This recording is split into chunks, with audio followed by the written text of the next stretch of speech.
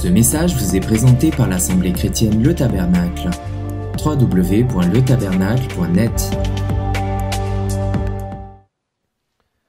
Frères et sœurs,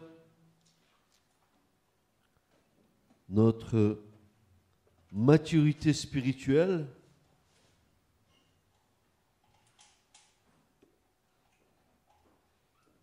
dont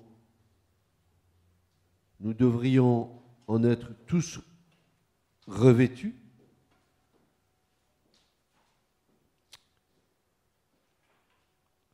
ce que l'Esprit de Dieu fait en nous, c'est pour nous amener à la stature parfaite de Christ. Et cette maturité est un revêtement de puissance qui accorde à l'Église sagesse et discernement. Quand tu es mature dans ta vie, quand cette maturité t'a été communiquée par le Saint-Esprit, en étant au pied de la parole qui est esprit et vie, qui produit en toi la vie, quand cette maturité gagne ta vie, alors tu es revêtu de quelque chose de particulier par Dieu. Tu acquiers devant la face de Dieu une certaine sagesse et du discernement.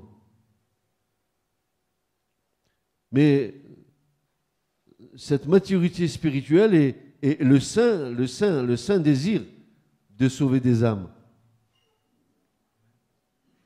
Devant l'ample moisson de ce monde, ce désir qui est suscité par le Saint-Esprit en nous sont un danger. Maturité spirituelle et ce saint désir du salut des âmes, ces deux choses sont un danger, non pas pour l'Église du Seigneur, mais pour le royaume des ténèbres. Et véritablement, un combat est engagé. Et pourtant, vous et moi, nous vivons un paradoxe. Ce paradoxe qui est bien réel, c'est que l'Écriture nous déclare que l'Éternel, qui est notre Dieu, à notre égard, a des projets de paix et non pas de guerre. Pour chacune de nos vies et de l'autre, nous sommes appelés, et voilà le paradoxe, nous sommes appelés à combattre le bon combat de la foi. Apparemment, on dirait qu'il y a opposition entre ces deux paroles, mais en réalité, non. Vous savez que Dieu n'est pas un Dieu d'équivoque. Il est le Dieu de la clarté et de la vérité. Et puis, depuis le jardin de l'Éden, ou le jardin d'Éden, comme vous voulez, reprenez-moi si vous n'êtes pas d'accord avec mes expressions, mais ce n'est pas grave. Dans le jardin d'Éden, c'est-à-dire ce jardin des délices, vous savez qu'Éden veut dire délice en hébreu, peut-être vous ne le savez pas, mais voilà, maintenant vous le savez. Et depuis la chute de nos premiers parents, ce combat est engagé et il se prolonge dans toutes les générations d'hommes jusqu'à ce que la semence de la femme écrase la tête du serpent. Qu'est-ce que ça veut dire? D'abord, il y a une déclaration de Dieu après la séduction d'Ève par le serpent, et ensuite Adam qui a suivi. Dieu va parler. Il va dire ceci. L'Éternel Dieu dit au serpent, parce que tu as fait cela, tu es maudit par-dessus tout le bétail et par-dessus toutes les bêtes des champs. Et il va lui dire ceci. Tu marcheras sur ton ventre et tu mangeras la poussière tous les jours de ta vie.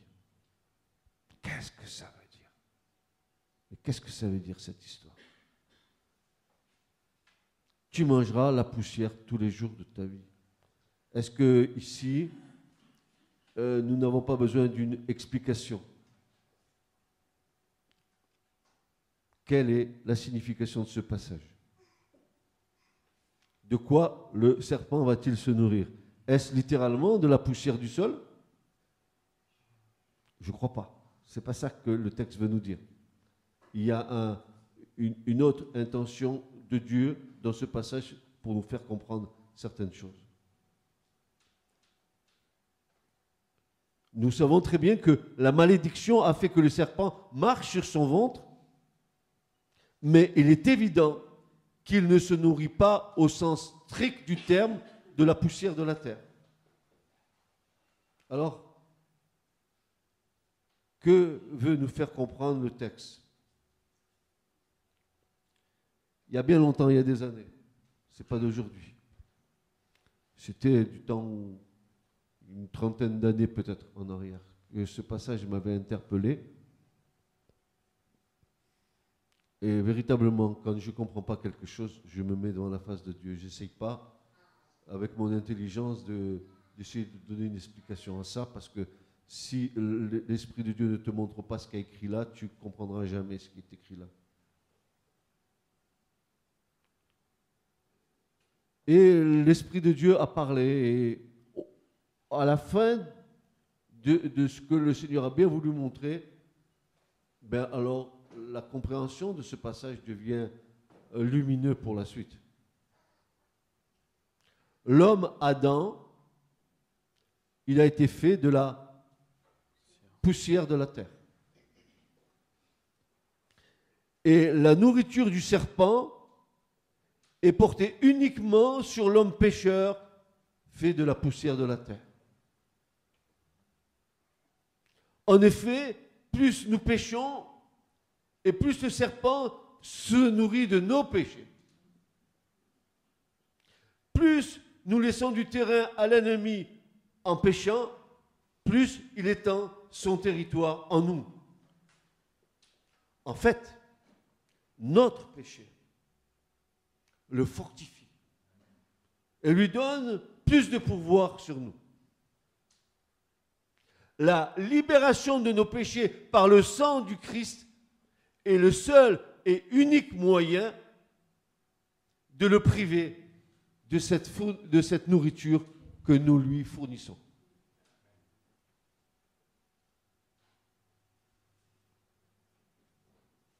Et c'est ça dont il se nourrit. Plus je pêche, et plus il se fortifie en toi.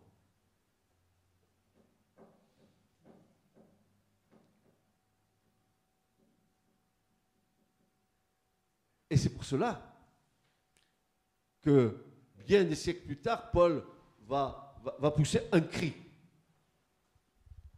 Et vous le retrouvez dans Romains chapitre 6, versets 15 à 18. Paul va pousser un cri. Il va dire ceci: quoi donc? Pécherions-nous parce que nous ne sommes pas sous la loi, mais sous la grâce? Il va dire, mais qu'ainsi n'advienne, je souligne mes frères et sœurs, qu'ainsi n'advienne, ne savez-vous pas qu'à quiconque vous vous livrez vous-même comme esclave pour obéir, vous êtes esclave de celui à qui vous obéissez.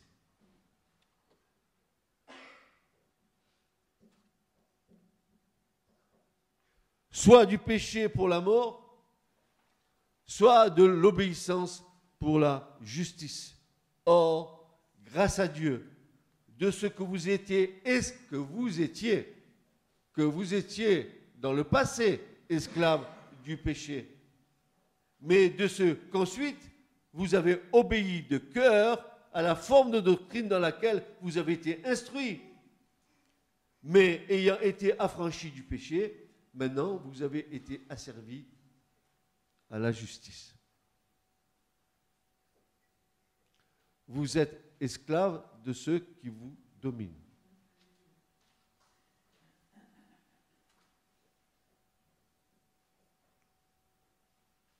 Alors nous comprenons que dans la semence du serpent, il y a tout un plan organisé. D'abord, nous allons voir que c'est une lutte entre la lignée du serpent, la semence du serpent et la semence de la femme. Il y a, d'ailleurs, on va le voir, il y a haine, il y a inimitié, il y a antagonisme entre la lignée du serpent et la lignée de la femme. C'est une guerre dont nous sommes l'enjeu.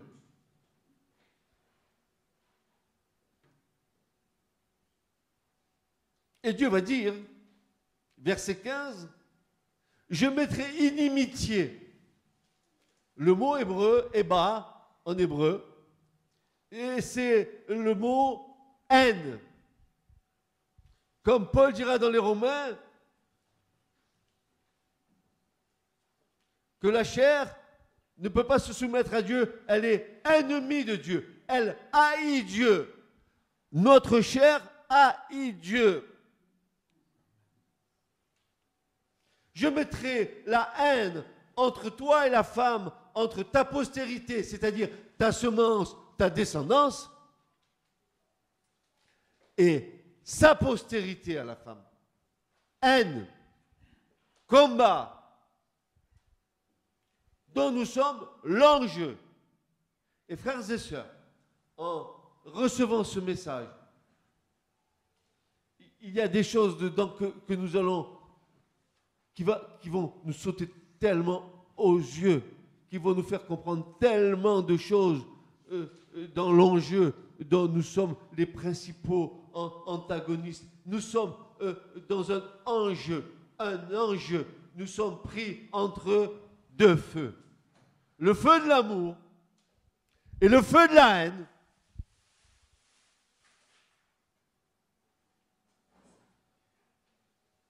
Je mettrai inimitié, haine, entre toi et la femme, entre ta semence, ta descendance et sa descendance et sa postérité. Celle-ci t'écrasera la tête et tu lui blesseras le talon. Genèse, chapitre 3, versets 14 à 15.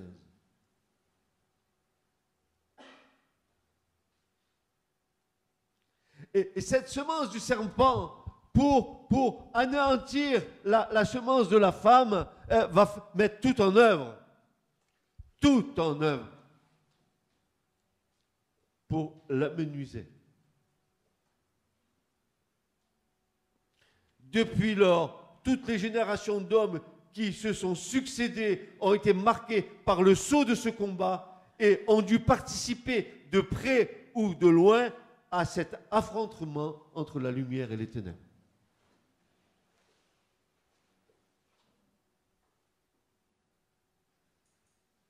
Dans l'Ancien Testament, comme dans le Nouveau, ce principe spirituel s'est toujours reproduit, cette inimitié entre la semence de la femme et la semence du serpent.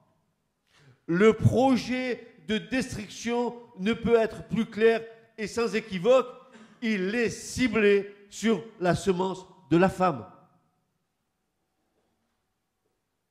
Qui est la femme? En l'occurrence, c'était Ève et sa descendance. Mais attention, aujourd'hui, qui est la nouvelle Ève? C'est l'Église. Paul dira dans 2 Corinthiens 10, il va dire ceci, je vous ai fiancé à un seul mari, le Christ, pour vous présenter à lui comme une vierge pure, chaste et sans tache. Mais je crains que de la même manière que le serpent a séduit Ève, que vous soyez à nouveau séduits. Car si quelqu'un viendrait vous annoncer un autre évangile que celui que je vous ai prêché, ou avec un esprit différent, Paul dit, vous l'écouteriez. Ainsi, il y a inimitié entre ces deux postérités. Et cela se traduit par toutes sortes de combats dont nous sommes les témoins. Témoins bien souvent et trop souvent aveugles, car nous ignorons les desseins. Et pourtant, dans ce combat, Paul nous avertit en nous désignant qui est l'instigateur et le protagonisme de ce dessein. Et vous l'avez dans 2 Corinthiens, chapitre 2, verset 11, il est dit « Afin que Satan n'ait pas le dessus sur nous, afin que Satan n'ait pas le dessus sur nous, car nous n'ignorons pas ses desseins. » Non seulement nous ne devons pas les ignorer, mais nous devons les discerner.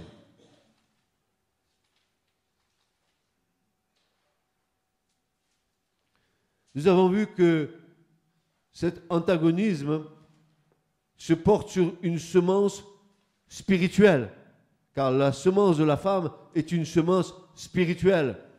Il est question de quelque chose qui concerne le royaume de Dieu. La semence de la femme, c'est tous les hommes et toutes les femmes qui sont nés de l'Esprit de Dieu. Parce que tu crois, parce que tu es né par l'Esprit de Dieu, que tu n'as pas de combat. Mais tu crois que Satan, il attaque le monde, toi? Ben non, il n'attaque pas le monde, Satan. Ça lui appartient. Jésus l'a dit, il est le prince de ce monde. Ce monde lui appartient. Et contre qui la haine de Satan est déployée? Mais contre qui, d'après vous? Vous croyez que nous sommes à l'abri? Vous croyez parce que vous dites Jésus et que vous priez de longues prières comme les pharisiens, que vous êtes à couvert devant Dieu? Vous croyez cela? Ben vous vous trompez. Et vous vous trompez lourdement. C'est pour ça qu'il y a tant de combats.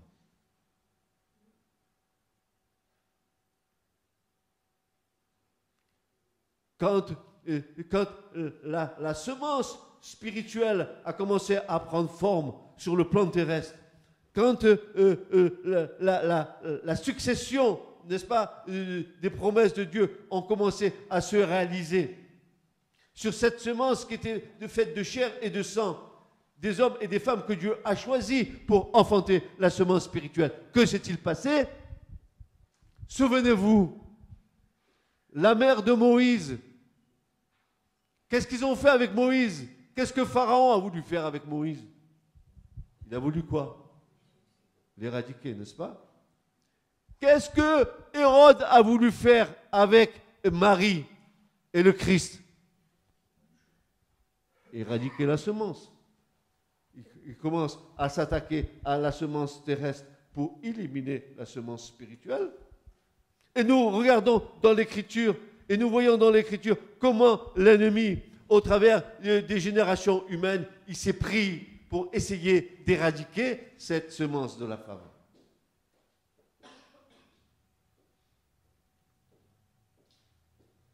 Au cours des siècles qui se sont succédés, la congrégation d'Israël sous l'Ancien Testament et l'Assemblée sous le Nouveau Testament ont eu à subir et subissent les attaques, les traits, les dards enflammés du malin. Ce n'est pas parce que tu es dans une église ou dans ce lieu que tu es à l'abri.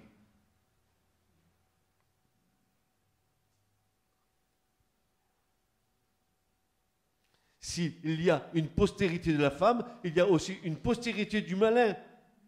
Et toutes deux se sont multipliées au cours des âges d'une manière parallèle. Une doit enfanter l'Antichrist, l'autre le Messie, sauveur du monde. Deux états d'esprit qui sont totalement différents. C'est un problème qui a trouvé son origine dans les lieux célestes, quand le chérubin oint qui présidait la louange au milieu des cymbales et des luttes et des tambourins, qui était haut protecteur dans le ciel, n'est-ce pas, qui a voulu à un moment donné s'élever plus haut que Dieu. Et là, l'affaire a commencé là.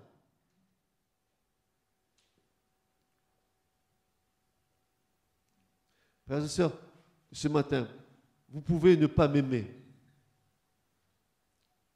Vous pouvez ne pas être d'accord avec moi. Mais moi, je vais vous dire la vérité. Et que ça vous plaise ou que ça ne vous plaise pas, je vous dirai la vérité. Que vous parliez derrière moi ou devant moi, je vous dirai la vérité. Pourquoi? Parce que c'est nos âmes qui sont en jeu. C'est votre vie qui est en jeu. C'est ma vie qui est en jeu.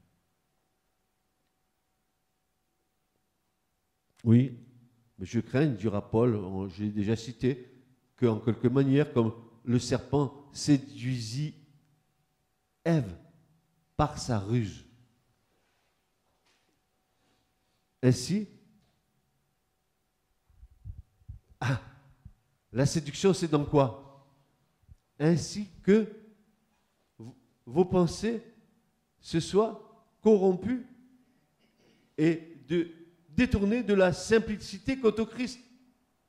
Ça, car si quelqu'un qui vient prêche un autre Jésus que nous vous avons pas prêché, ou que vous receviez un esprit différent que vous n'avez pas reçu, ou un évangile différent que vous n'avez pas reçu, vous pourrez bien le supporter. Nous avons dit que ça commençait, n'est-ce pas, dans les lieux célestes. Et dès la création, dès la chute, allez, ça commence, Abel et Caïn, deux lignées. Deux lignées.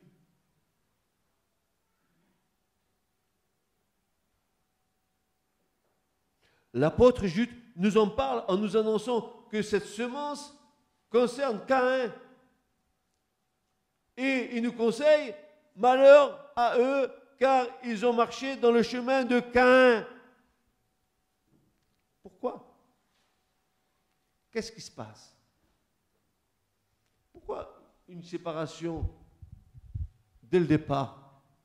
La semence du serpent et la semence de la femme. Qu'est-ce qui a fait la différence? Qu'est-ce qui a fait la jalousie? Abel a été agréable à Dieu. Pourquoi? Pourquoi a-t-il été agréable à Dieu? Il a porté les premiers agneaux de son troupeau et la graisse de ses brebis. Nous savons que la graisse, nous savons ou nous ne savons pas. Parce que je suis persuadé que ce que je veux dire, vous n'avez jamais compris cela. C'est que la graisse, dans l'Écriture, ce qui est le gras, ce qui est l'onction, c'est le pain de Dieu. C'est ce dont Dieu se nourrit.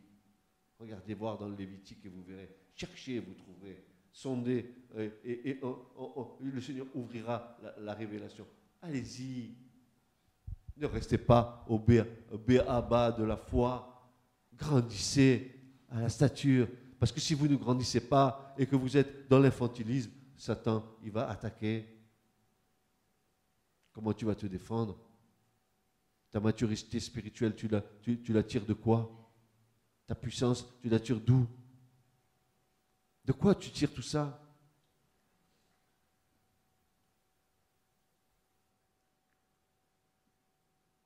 Malheur à eux, ils ont marché dans le chemin de Caïn. Et voici ce que va dire l'apôtre Jean dans la première de Jean, au chapitre 3, verset 12. À partir du verset 8, il va dire ceci jusqu'à 12. Celui qui pratique le péché est du diable, car dès le commencement, le diable pêche. C'est pour ceci que le Fils de Dieu a été manifesté afin qu'il détruisît les œuvres du diable. Quiconque est né de Dieu, quiconque est né de Dieu ne pratique pas le péché, car la semence de Dieu demeure en lui. Il ne peut pas pécher parce qu'il est né de Dieu. Par ceci sont rendus manifestes les enfants de Dieu et les enfants du diable. On voit la démarcation. Ils sont rendus manifestes. Quiconque ne pratique pas la justice n'est pas de Dieu. Et celui qui n'aime pas son frère. Car c'est ici le message que vous avez entendu dès le commencement, savoir que nous nous aimions l'un l'autre. Non, comme Caïn était du méchant et tua son frère. Et pour quelle raison le tua-t-il? Parce que ses œuvres étaient mauvaises et que celles de son frère étaient justes.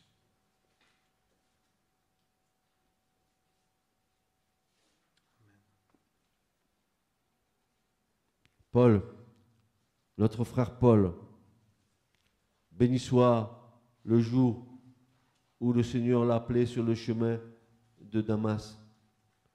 Béni soit le jour où cet homme, touché par la grâce, a pu nous laisser en héritage tout ce qu'il nous a laissé comme écrit, dans lesquels nous devons puiser notre force, notre puissance spirituelle.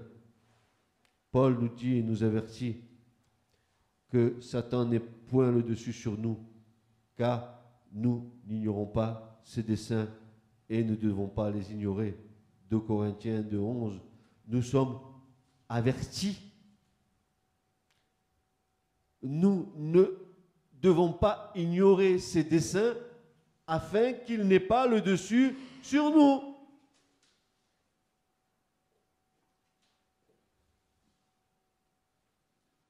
Mais est-ce une réalité de la foi pour nous, ce verset? Le manque de discernement, le relâchement dans nos propres convictions de foi nous mettent en état de danger et d'urgence, car le piège se referme lentement mais sûrement. Le manque de discernement, le relâchement dans nos propres convictions de foi nous mettent en état de danger et d'urgence, car le piège tout doucement se referme autour de nous, lentement mais sûrement. Les raisonnements dans nos pensées font que la séduction agit en nous et nous prépare à la chute. Écoutez bien, le désir sera plus fort que l'avertissement des Écritures. C'est dramatique. C'est un psychodrame qui engendre des conséquences qui auront tôt ou tard un prix à payer.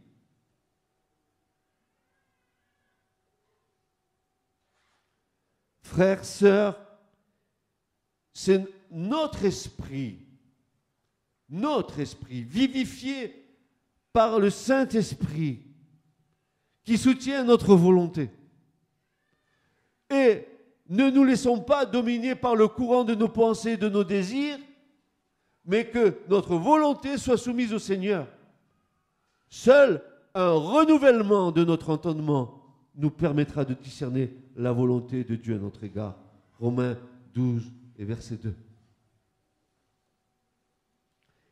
Il arrive, écoutez bien, parce que là encore, c'est quelque chose de très important. Il arrive que celui ou celle qui veut ce que Dieu veut fait l'expérience que cela seul n'est pas suffisant. Je répète, il arrive que celui ou celle qui veut ce que Dieu veut fait l'expérience que cela seul n'est pas suffisant. Parce que Paul va dire, j'ai bien la volonté de faire ce qui est bon, mais je ne trouve pas le moyen de l'accomplir.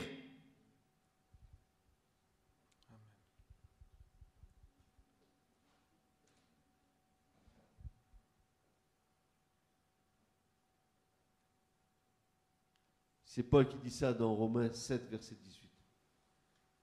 C'est par l'Esprit et grâce à l'action vivifiante du Saint-Esprit dans l'homme intérieur, c'est-à-dire dans l'esprit humain régénéré,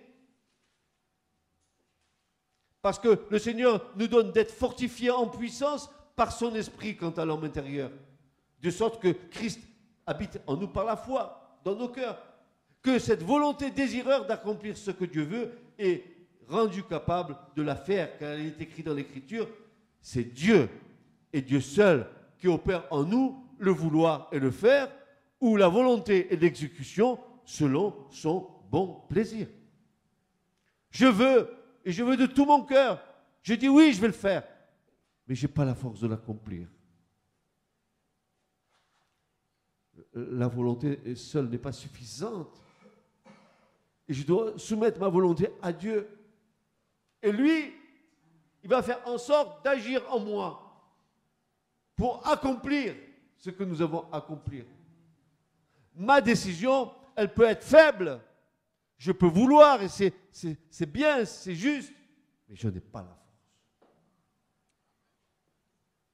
Je n'ai pas la force. Alors, l'Écriture nous rappelle que c'est Dieu qui opère en nous le vouloir et le faire, selon son bon plaisir. Philippiens 2,13. Et Jacques va nous dire, nous avons donc à être soumis à Dieu. Ainsi, nous pourrons résister au diable qui s'enfuira loin de nous. Mais soumis à Dieu. Pas soumis à mes pensées, soumis à mon désir, soumis à ma volonté, qui est faible. Car même ma volonté, si elle décide de faire quelque chose, elle a besoin que Dieu m'aide et qu'il opère en moi le vouloir et le faire.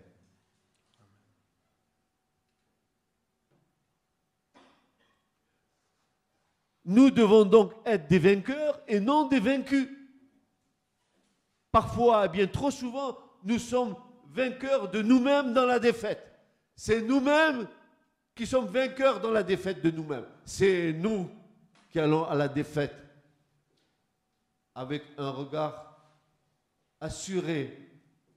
Je suis vainqueur dans ma propre défaite, de ma défaite personnelle. Pas besoin du diable.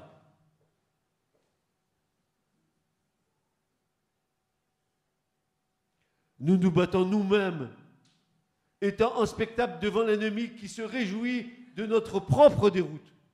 Il n'a même pas à faire les choses, c'est nous qui nous vainquons nous-mêmes.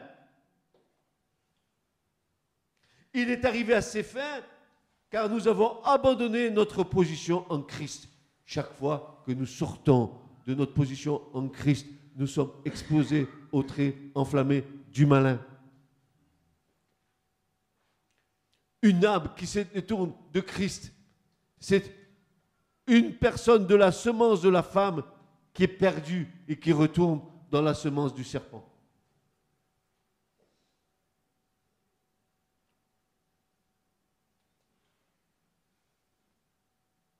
L'Écriture nous déclare donc que nous sommes en état de guerre, car il est évident que notre semence est celle d'Abel, mais par-dessus tout celle de Christ. Ainsi, frères et sœurs bien-aimés dans le Seigneur, cette inimitié entre les deux semences se traduit par toutes sortes de combats dont nous sommes partie prenante consciemment ou inconsciemment dans le cheminement de notre foi. Nous sommes l'enjeu d'un terrible combat où tu es dans la lumière, où tu es dans les ténèbres. Il n'y a pas de position médiane.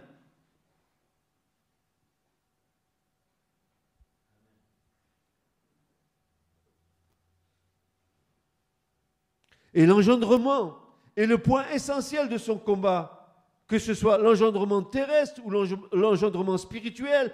D'un côté, un projet de stérilité, de l'autre, un projet de fécondité, et cette difficulté évidente d'engendrer véritablement des âmes en Christ. Ce sont les douleurs de l'enfantement de l'Église, comme pour Ève dans le Jardin d'Éden. C'est un combat pour la vie et la vie éternelle. Et c'est pour cette raison même que dans le ciel, il y a plus de joie. Et je comprends maintenant pourquoi il y a de la joie dans le ciel pour un seul pécheur qui se repent que pour 99 justes qui n'ont pas besoin de repentance. Et je comprends que le ciel se réjouisse qu'une âme aille dans la semence de la femme.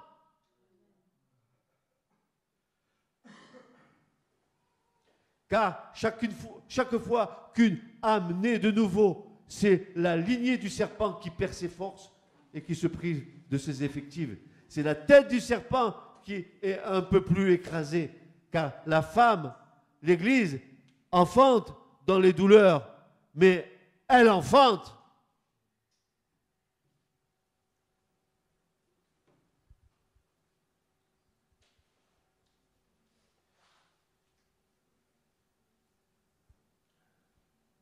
Quel combat!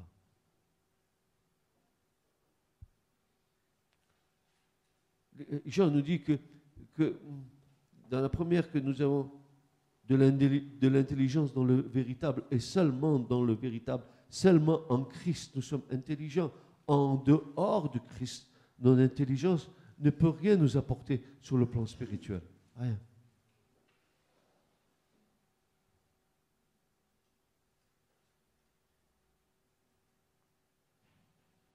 Car il est écrit, réjouis-toi, stérile, qui n'enfante point, éclate de joie et pousse des cris, toi qui n'es point en travail d'enfant, car les enfants de la délaissée sont plus nombreux que les enfants de celle qui a un mari. Et Paul qui dira, toujours dans les Galates, mes enfants, pour l'enfantement desquels je travaille de nouveau, jusqu'à ce que Christ ait été formé en vous. Mais quand tu témoignes de l'Évangile, tu es en train de déposer une semence dans une vie. Et cette semence va faire un enfantement.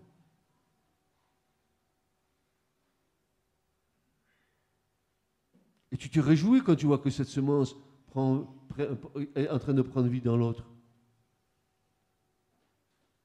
Et tu peux être, toi, dans les douleurs de l'enfantement. Tu pries pour cette personne quand tu vois qu'elle a des combats, des batailles, etc.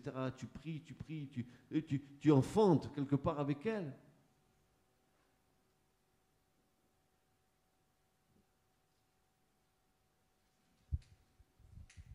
Ce combat est nécessaire à cause de l'aveuglement des âmes. Le péché étant le catalyseur de l'aveuglement. Le péché nous aveugle. L'obscurcissement de l'esprit par le péché est un grand empêchement pour voir la lumière et la beauté de l'Évangile. L'obscurcissement de l'esprit par le péché est un grand empêchement pour voir la lumière et la beauté de l'Évangile. 2 Corinthiens chapitre 4 et verset 4, frères et sœurs. Je n'invente rien. Les dominateurs des ténèbres sont à l'œuvre. Ils nous aveuglent et nous maintiennent dans les ténèbres chaque fois que nous leur donnons l'occasion d'agir par notre désobéissance. Tu n'as pas vu que dès que tu te mets à pécher, comment tu perds la vision. C'est plus clair. Ça devient obscur devant toi. C'est plus clair. Tu perds la vision. Tu perds la vision du royaume. Tu perds la vision de l'espérance. Tu perds ta vision. Un voile se met devant toi.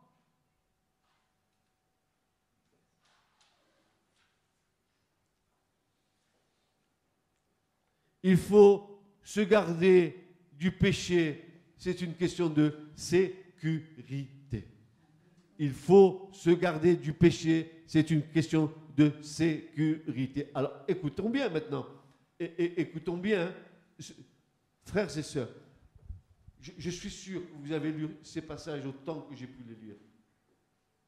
Mais à un moment donné, il faut que l'Esprit de Dieu nous fasse comprendre les choses que nous connaissons, même par cœur, pour en tirer la quintessence, parce que le Saint-Esprit a quelque chose à nous révéler. Là, en dessous, c'est caché. Maintenant, nous devons voir. Quoi voir? Regardons ce texte. 1 Jean 5, versets 18 à 19. Que quiconque est né de Dieu ne pêche pas. Mais celui qui est né de Dieu se conserve lui-même et le malin ne le touche pas. Nous savons que nous sommes de Dieu et que le monde entier gît dans le méchant. Voilà ce que déclare Jean. Pourtant, Jean, autant que je sache dans l'Écriture, ce n'est pas Paul. Deux personnages différents. On te dira, Jean, c'est l'apôtre de l'amour. Oui, mais il a écrit des choses aussi, c'est fort. Et qu'est-ce qui nous intéresse ici dans ce passage? Qu'est-ce qui va nous intéresser ce matin? Nous savons que quiconque est né de Dieu ne pêche pas. Bon, ça, nous savons que si nous sommes sortis du péché, que Dieu nous a lavés, purifiés dans le sang de son Fils, que que notre conscience, n'est-ce pas, est interpellée chaque fois que nous perdons notre position en Christ. L'Esprit de Dieu va nous rappeler les choses. Amen. Ça, c'est bon. Nous avons acquis, nous avons compris. Mais voilà. Mais celui qui est né de Dieu se conserve lui-même. Et voilà, et c'est là où je veux en venir. Et le méchant ne le touche pas. Alors, excuse-moi, mais moi, voilà. Ça veut dire quoi que le méchant ne me touche pas? Ça veut dire, comme si je touchais ma femme, il ne me touche pas, il ne met pas la main sur moi. C'est ce que ça veut dire? Eh bien, écoutez, quand j'ai eu cette curiosité spirituelle d'aller dans ce monde, j'étais abasourdi de ce que je trouvais derrière. Et nous ne devons pas être ignorants. Un enfant de Dieu, c'est quelqu'un qui doit être intelligent dans le véritable. Alors, qu'est-ce que ça veut dire? Eh bien, ici, étonnamment, le verbe toucher en grec, aptomai, signifie s'attacher, s'accrocher. Ça veut dire que si tu te gardes toi-même, le diable, il ne s'accroche pas à toi. Mais si tu ne te gardes pas, il va s'accrocher, il va s'attacher à toi. Mais pas seulement parce que nous avons péché, mais voici les véritables raisons pour lesquelles il va s'accrocher à nous.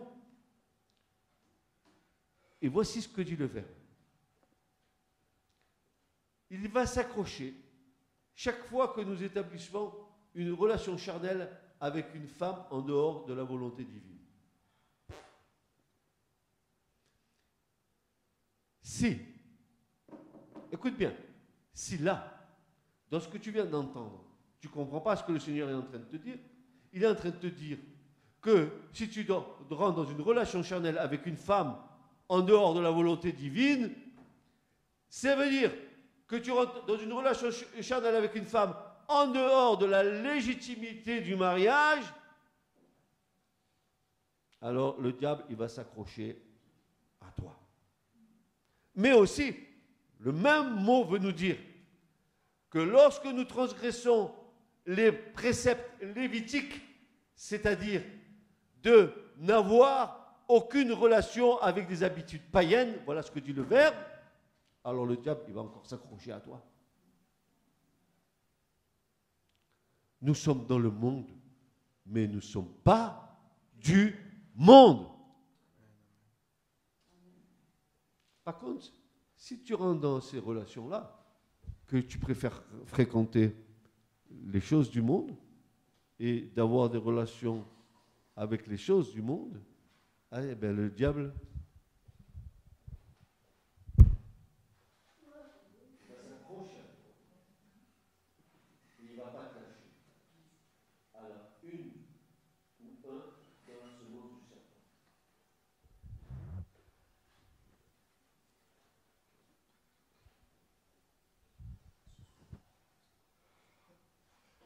Alors, c'est pas qu'il t'a donné une petite tape amicale comme ça.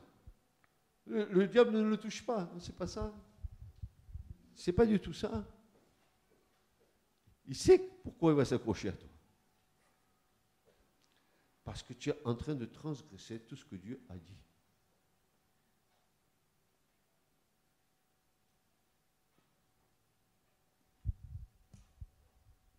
Et je mets, veuillez contrôler ce mot dans l'original grec, car c'est là son sens véritable.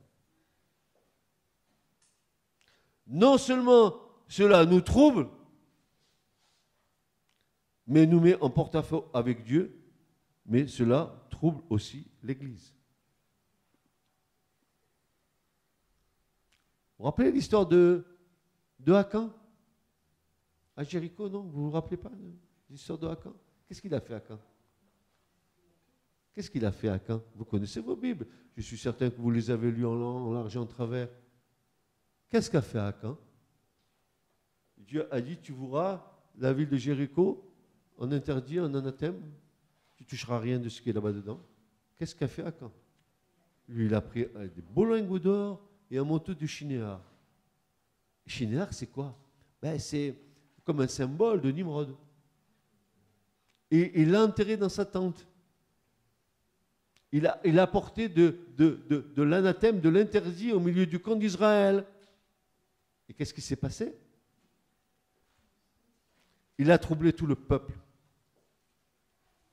Tout le peuple, il a fallu que Josué reçoive de Dieu une direction pour dire là, maintenant, il faut arrêter avec ça parce que sinon, vous allez être complètement battus.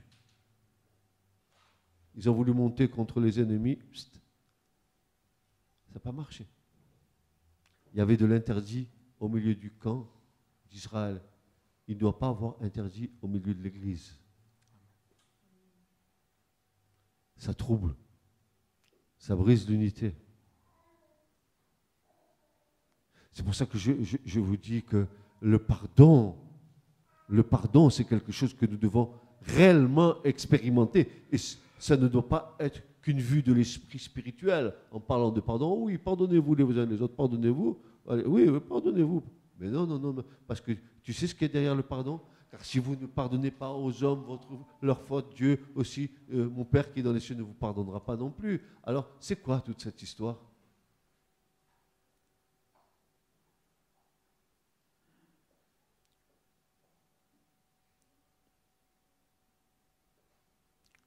Ça brise l'unité de l'Église. Vous savez que le péché, c'est un empêchement dans l'Église.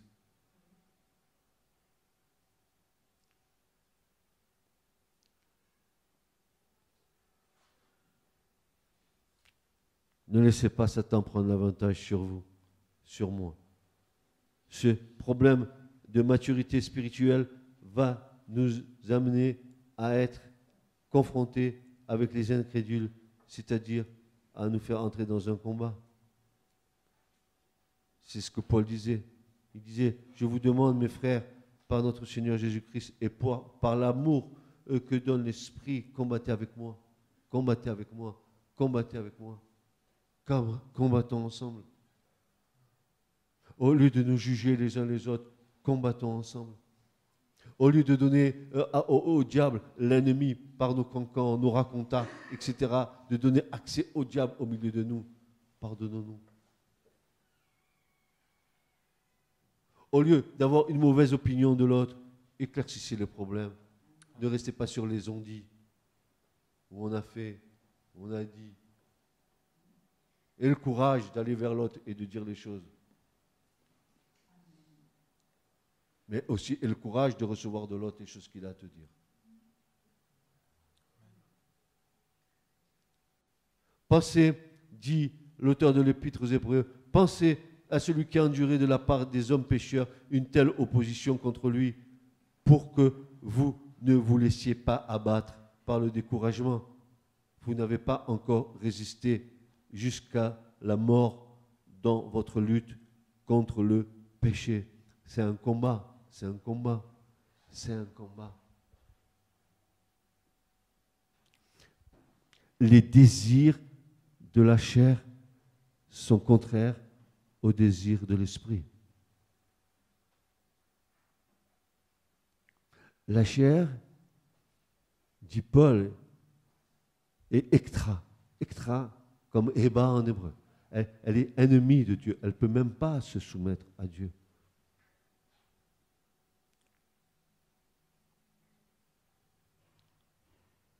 Souvenez-vous que c'est pour cette chair que nous sommes que Christ est allé à la croix.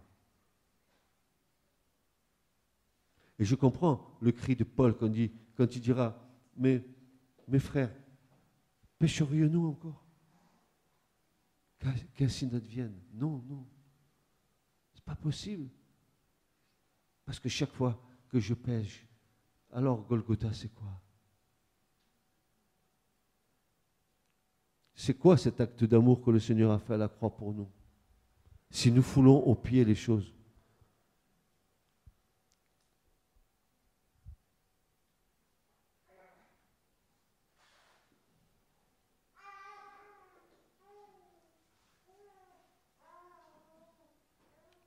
Il est question de vie éternelle ou de mort éternelle, de seconde mort. Nous devons être armés, nous devons nous revêtir de toute l'armure complète de Dieu. C'est ce que je disais un soir de prière. Je disais, mais il nous manque une dimension dans la prière. Il nous manque, oui, c'est bien, nous louons Dieu, nous le remercions, nous le bénissons de ce qu'il nous garde, etc. Mais il y a une autre dimension. Il y a, revêtez-vous de toute l'armure complète de Dieu pour tenir pendant les temps mauvais. Il y a l'autre partie que nous négligeons. Nous n'avons pas compris que nous sommes en guerre, que nous sommes l'enjeu de cette guerre.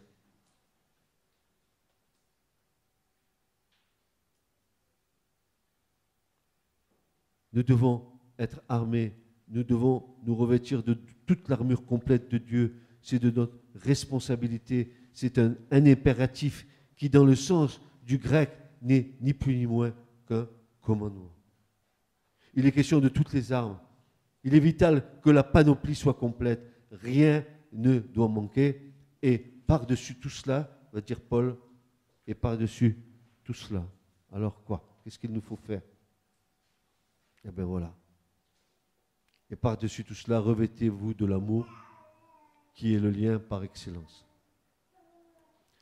Car Paul nous enseignera que les choses de l'Esprit nous communiquent les conseils du royaume. Nos armes, dira-t-il, ne sont pas charnelles, mais puissantes par Dieu. Car en marchant dans la chair, nous ne combattons pas selon la chair. 2 Corinthiens 10, versets 3 et 6. Car les armes de notre guerre ne sont pas charnelles, mais puissantes par Dieu. Pourquoi faire? Pourquoi faire? Regardez, mais c'est pour nous, mais c'est pour nous. Pourquoi faire? Nous avons besoin de ces armes puissantes par le moyen de Dieu. Pourquoi faire? Pour détruire les raisonnements. Mais c'est nous. C'est pas ton voisin, c'est toi, c'est moi. Pour détruire les raisonnements et toute hauteur qui s'élève contre la connaissance de Dieu et amenant toute pensée captive à l'obéissance de Christ, étant prêt à tirer vengeance de toute désobéissance après que votre obéissance aura été rendue complète. Ainsi, nous garderons notre position dans la lignée de la semence de la femme, celle qui écrase la tête du serpent. Et nous serons plus que vainqueurs par celui qui nous a tant aimés. La lignée de la vie éternelle et non pas la lignée de la damnation éternelle.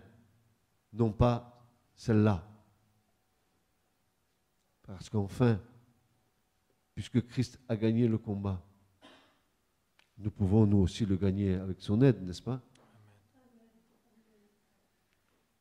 Mais comme dit la parole, n'est-ce pas? Ne nous laissons pas séduire. Rendez compte que Ève, est-ce qu'elle entendait la voix de Dieu? Elle discutait avec Dieu dans le jardin. Nous avons une communion avec Dieu. Mais ce n'était pas la communion d'Ève, telle qu'Ève l'avait dans le jardin. Et pourtant, elle s'est laissée avoir. Alors ne compte pas sur ta petite spiritualité pour te garder, n'est-ce pas, des attaques du malin. Demande le discernement spirituel à Dieu. Demande à Dieu de te garder, n'est-ce pas, dans ta foi, de te garder dans ta vie. Romps avec le péché. Mets un terme à cela et tourne-toi vers Dieu. Est-ce que vous ne croyez pas que Dieu est capable de nous bénir au-delà de ce que nous pensons et au-delà de ce que nous espérons, frères et sœurs? Est-ce que vous ne croyez pas que ça vaut le coup de miser sur le Seigneur?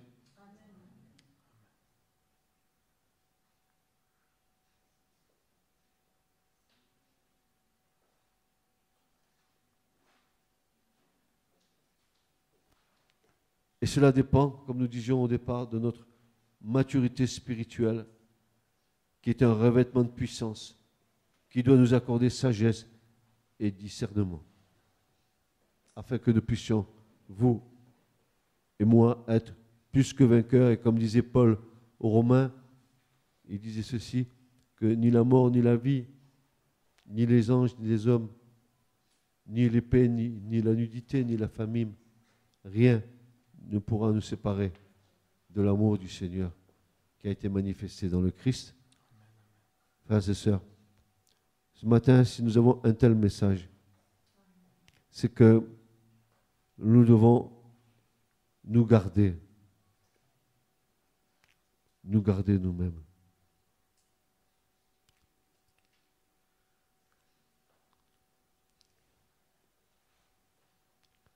J'ai des choses à dire, mais je ne sais pas comment les dire.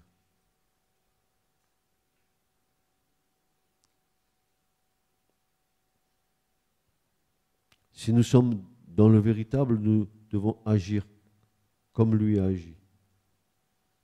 Parler comme lui parlait. Car dans sa bouche, il n'y avait que des paroles de bonté, de douceur.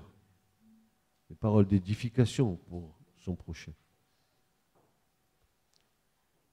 Et Paul dira, soyez imitateurs de Christ. Est-ce que tu as l'impression que tu imites Christ dans ta vie?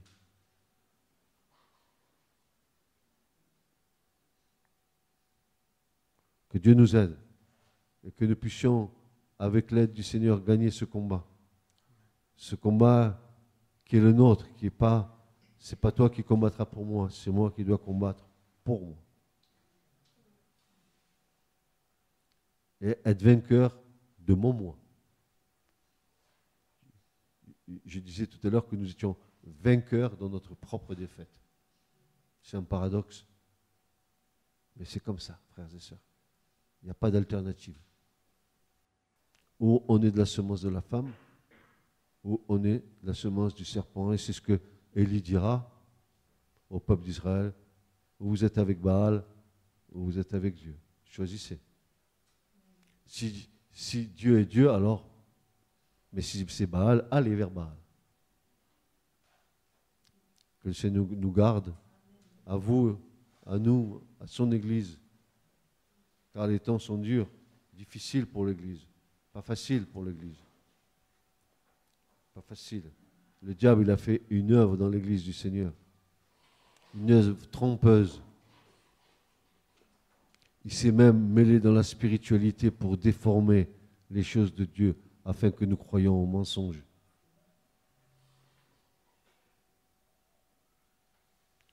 Que Dieu nous aide. Ce message vous a été présenté par l'Assemblée chrétienne Le Tabernacle. www.letabernacle.net